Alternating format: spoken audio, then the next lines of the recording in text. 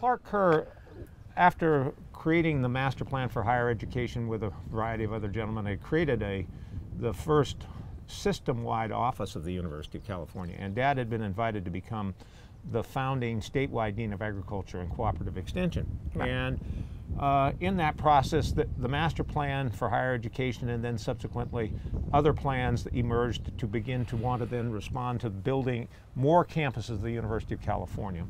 And so there had been originally some thought about establishing 4 new campuses. San Diego, then something else north of San Diego, and then something in Northern California, and then originally to be something in the Central Valley. Mm-hmm.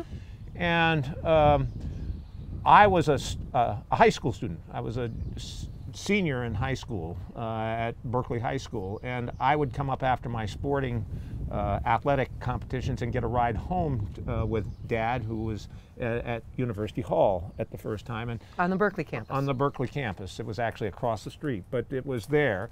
And we would come down and get in the elevator, and generally President Kerr would be coming down the elevator with us about, near 6 o'clock at night.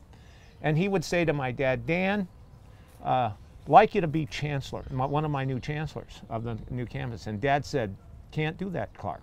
And Clark says, "Well, how come?" He says, "Well, I don't drink." He says, "And I won't have alcohol in the house." And Clark says, "What does that have to do with the price of tea in China?" And he said, "Well, I just don't feel comfortable in that. This is my dream job that I'm doing right now."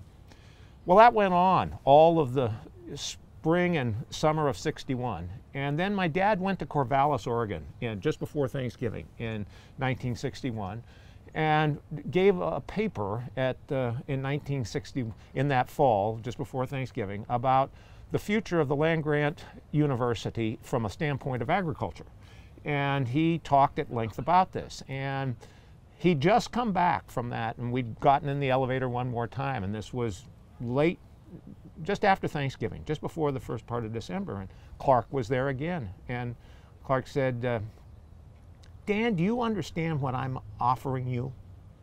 And Dad said, "Well, what?" And he says, "I'm giving you a chance to create a land-grant university for the 21st century."